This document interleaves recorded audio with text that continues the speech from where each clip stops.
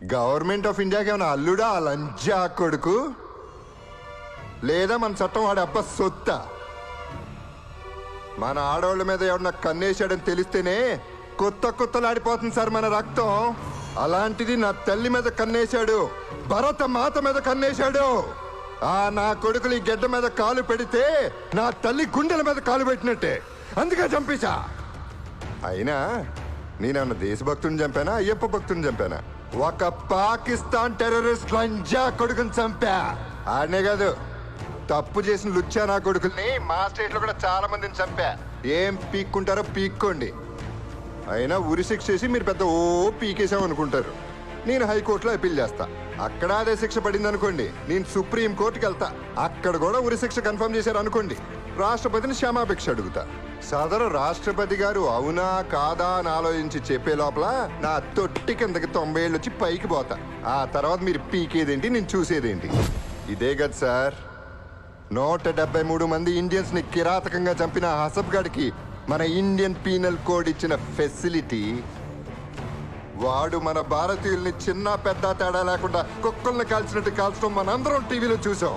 అది నేనే చేశానని వాడు గర్వంగా చెప్పుకున్నాడు. కానీ మన పోలీసులు దద్దమ్మలై, కోర్టులు పనికిరాని పెద్దమ్మలై, ప్రభుత్వం కులం ఓట్లు, మతం ఓట్లు, ప్రాంతం ఓట్ల కోసం శిక్ష వేసి పందుల దొడ్లో పెట్టాల్సిన వాడికి 5 స్టార్ ఫెసిలిటీస్ ఇచ్చాం. అది చాలదని చెప్పి వాడి తరపున వాదించడానికి పబ్లిక్ ప్రాసిక్యూటర్ కూడా మనమే ప్రొవైడ్ చేస్తే ఎక్కడ మండాలో అక్కడ మండదా, ఎక్కడ కాలాలో అక్కడ కాలదా?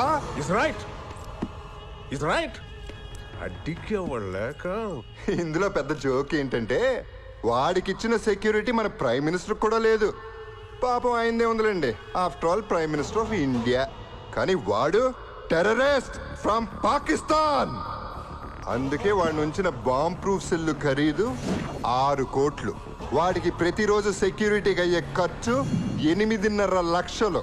పట్టుకుని 2 ఏళ్ళయింది. ఎన్ని వందల కోట్లు? ఆ డబ్బంతా ఎవడమ్మ మొగుడు సొమ్మో కాదు, మాది, మనది. రిక్షావాడు, కూలీవాడి నుంచి ప్రతి భారతీయుడి దగ్గర ట్యాక్స్ రూపంలో వసూలు చేసిన డబ్బు. అన్ని కోట్ల చెత్తనా కొడుక్కి ఖర్చు పెట్టే బదులు తుఫాన్లో నష్టపోయిన రైతులకి ఇచ్చుంటే వాళ్ళ ఆత్మహత్యలన్నా తగ్గేవి సార్.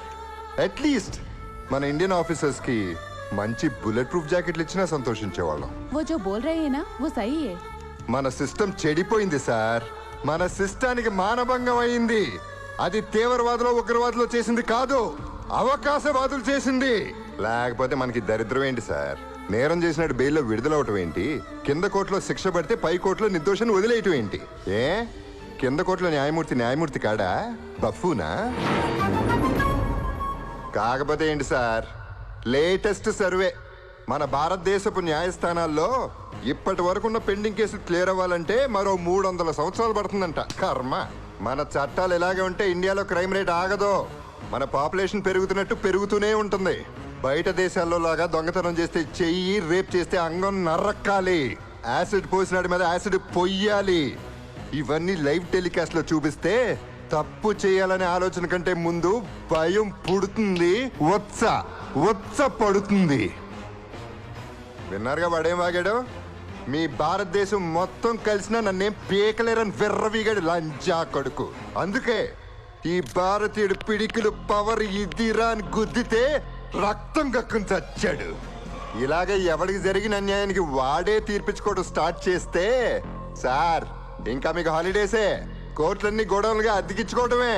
లేదా తప్పు చేసినాడికి ఆన్ ద స్పాట్ శిక్ష పడేలా కొత్త చట్టాన్ని రాసే దమ్ము మీకుంటే ఆ చట్టం మొదటి పేజీ నాబూరు శిక్షతోనే మొదలు పెట్టండి సార్. డిసైడ్ చేసుకోండి. తప్పు చేసినాడిని మీరు చంపుతారా, జనాల్ని చంపుకోమంటారా? Choice is yours.